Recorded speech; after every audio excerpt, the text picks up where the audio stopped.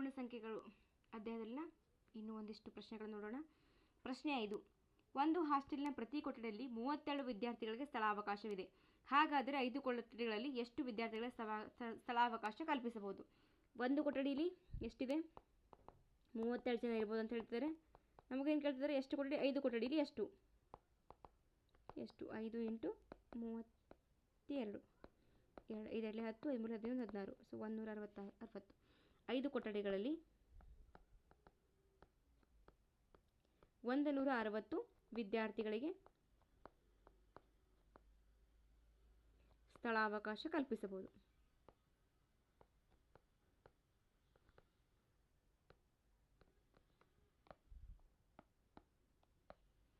ಪ್ರಶ್ನೆ 6. ಒಂದು ಸಾಮಾನ್ಯ ಜ್ಞಾನ ಪುಸ್ತಕವು 365 ಪುಟಗಳನ್ನು ಹೊಂದಿದೆ. ಸದ್ಯದಲ್ಲಿ ನೀವು 123ನೇ ಪುಟವನ್ನು ಓದುತ್ತಿರುವಿರಿ. ಹಾಗಾದರೆ ನೀವು ಓದಬೇಕಾದ ಉಳಿದ ಪುಟಗಳ ಸಂಖ್ಯೆ ಎಷ್ಟು? ಅಂದರೆ 123 ಮಟ್ಟ ಓದಕತ್ತೀನಿ ಅಂದರೆ 123 ಕದಿನ. ಈಗ ಒಟ್ಟು ಪುಟಗಳು ಎಷ್ಟಿದೆ ನಮ್ಮ ಕಡೆ? ಒಟ್ಟು ಪುಟಗಳು 365 ಐತಿ. ನಾ ಈಗ ಎಲ್ಲಿಗಿದ್ದೀನಿ? ಓದಿದ ಪುಟ ಅಂದರೆ ನಾ ಈಗ 123 ಓದಕತ್ತೀನಿ. ಸೊ 123 ಎಷ್ಟು ಬೇಗನ?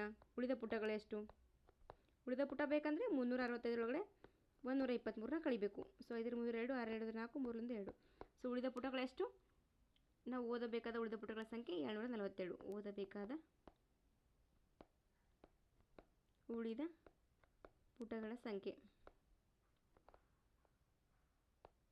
ಎಷ್ಟು? 742. ಇನ್ನು ಪ್ರಶ್ನೆ 7. ಎರಡು ಸಂಖ್ಯೆಗಳ ಗುಣಲಬ್ಧವು 3,75,200. ಆ ಎರಡು ಸಂಖ್ಯೆಗಳಲ್ಲಿ ಒಂದು ಸಂಖ್ಯೆ 160 ಆದರೆ ಇನ್ನೊಂದು ಸಂಖ್ಯೆಯನ್ನು ಕಂಡುಹಿಡಿಯಿರಿ.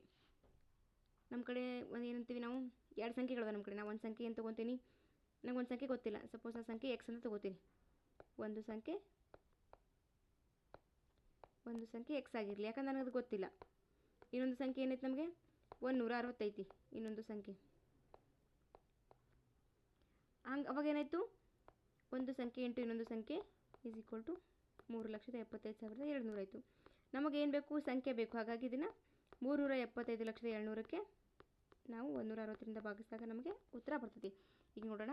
3,75,200 ಭಾಗಾಕಾರ 160.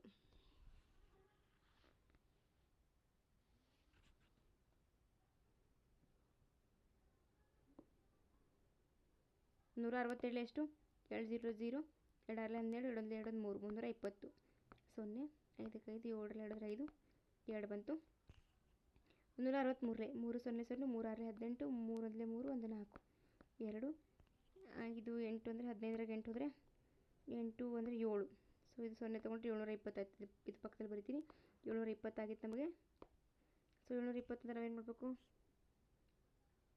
16 4 4 0 0 4 6 24 4 1 4 2 6 640. 0 12 4 ಹೋದರೆ 8 0 ಇನ್ನೊಂದು 0 ಉಳಿತು.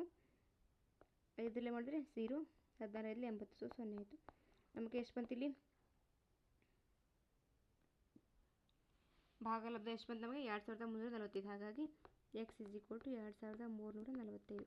ಹಾಗಾಗಿ ಇನ್ನೊಂದು ಸಂಖ್ಯೆ ಏನಾಗುತ್ತೆ? 2345 ಇನ್ನೊಂದು ಸಂಖ್ಯೆ ಆಗುತ್ತದೆ. ಆದ್ದರಿಂದ 2345ನ್ನು 160ಕ್ಕೆ ಗುಣಾಕಾರ ಮಾಡಿದಾಗ ನಮಗೆ ಬರುವ ಸಂಖ್ಯೆ 3,75,200 ಆಗಿರುತ್ತದೆ. ನೀವು ಬೇಕಾದರೆ ವಾಪಸ್ ಅದನ್ನ ಚೆಕ್ ಮಾಡ್ಕೋಬೋದು ಗುಣಾಕಾರ ಮಾಡಿ. ಇನ್ನು ಪ್ರಶ್ನೆ 8. 4,56,789 ಒಂದು ಸಂಖ್ಯೆಯಿಂದ ಭಾಗಿಸಿದಾಗ 1952 ಭಾಗಲಬ್ಧ ಮತ್ತು 21 ಶೇಷ ಬರುತ್ತದೆ. ಹಾಗಾದರೆ ಭಾಜಕವನ್ನು ಕಂಡುಹಿಡಿಯಿರಿ. ನಮ್ಗೆ ಹೆಂಗಿರ್ತೈತಿ? ಭಾಜಕ ಅಂದರೆ ಭಾಜ್ಯ ಭಾಗಲಬ್ಧ ಶೇಷ ಇರ್ತೈತಿ.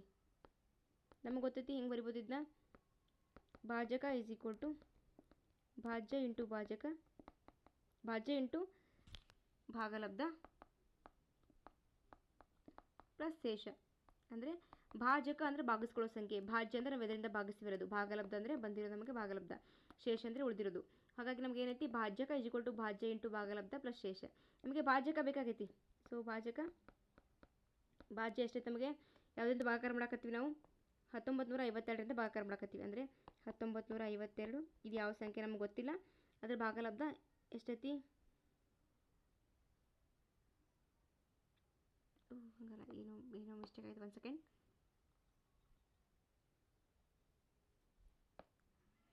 ಒಂದು ಡ್ಯಾಶನ್ನು ಒಂದು ಸಂಖ್ಯೆಯಿಂದ ಭಾಗಿಸಿದಾಗ ಅಂದರೆ ನಮಗೆ ಇದು ಏನದು ಭಾಜಕ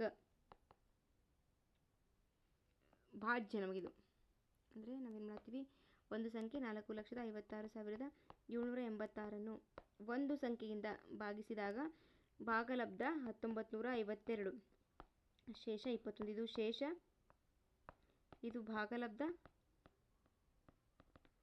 ಇದು ಭಾಜಕ ಇದು ಭಾಜ್ಯ ಭಾಗಿಸ್ಕೊಳ್ಳುವಂಥ ಸಂಖ್ಯೆನ ಭಾಜ್ಯ ಅಂತಾರೆ ಭಾಗಿಸಿದ ಸಂಖ್ಯೆನ ಭಾಜಕ ಅಂತಾರೆ ಬರೋದನ್ನು ಭಾಗಲಬ್ಧ ಉಳಿದೋದನ್ನು ಶೇಷ ಹಾಗಾಗಿ ನಾವು ಹೆಂಗೆ ಬರಿಬೋದು ಇದ್ದ ಭಾಜ್ಯ ಈಸ್ ಈಕ್ವಲ್ ಟು ಭಾಜಕ ಇಂಟು ಭಾಗಲಬ್ಧ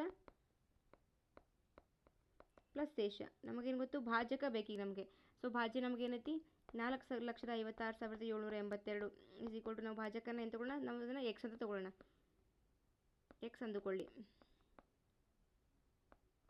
ಎಕ್ಸ್ ಭಾಗಲಬ್ಧ ಎಷ್ಟೈತಿ ನಮಗೆ 1952 ಐತಿ ಶೇಷ 21 ಐತಿ ನಮಗೆ ಏನು ಬೇಕು ಎಕ್ಸ್ ಬೇಕು ಹಾಗಾಗಿ ನಾವು ಏನು ಮಾಡೋಣ ಇದು ಇಲ್ಲಿ ಇಡೋಣ ಈ ಕಡೆ ತೊಗೊಬರೋಣ so x into 1952 is equal to 4,56,789 minus 21 so 9 1 8 8 2 6 7 4 5 6 4 5 6 7 6 8 ಈಗ ನಮಗೆ ಎಕ್ಸ್ ಬೇಕಂದ್ರೆ ಏನು ಮಾಡಬೇಕು ಎಕ್ಸ್ ಈಸ್ ಈಕ್ವಲ್ ಟು 4 5 6 7 6 8 ಭಾಗಾಕಾರ 1952 ಈ ಭಾಗಾಕಾರ ಮಾಡಿ ನೋಡಬೇಕು ನಮಗೆ ಕೊನೆಗೆ ಎರಡರಿಂದ ನಮಗೆ ಎರಡರಿಂದ ಹೋಗಿಸ್ಬೋದು ನಾವು ಇದನ್ನ 2 9 18 2 7 14 2 6 12 2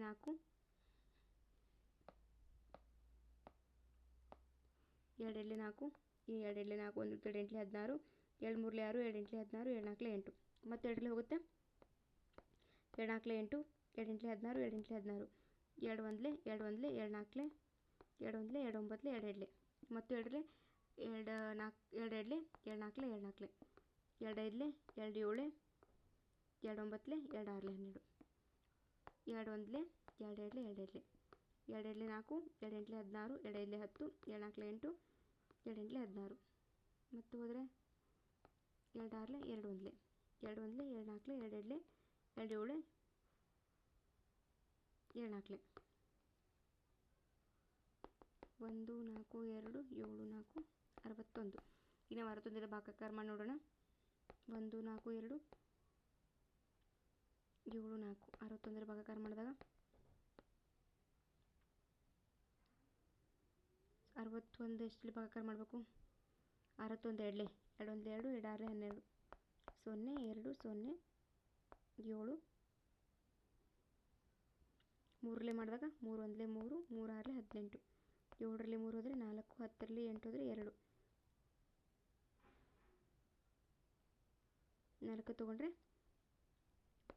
4 1 4 6 24 0 ಏನು ಬಂತು ಸೊ ಪೂರ್ಣ ಭಾಗ ಹೋಗಿ ನಮಗೆ 734 ಬಂತು ಇಸ್ ಈಕ್ವಲ್ ಟು 734 ಹಾಗಾಗಿ ನಮಗೆ ಎಕ್ಸ್ ಇಸ್ ಈಕ್ವಲ್ ಟು ಎಷ್ಟು ಬಂತು 734 ಬಂತು ಹಾಗಾಗಿ ನಮಗೇನಾಯಿತು ಆದ್ದರಿಂದ ಭಾಜಕ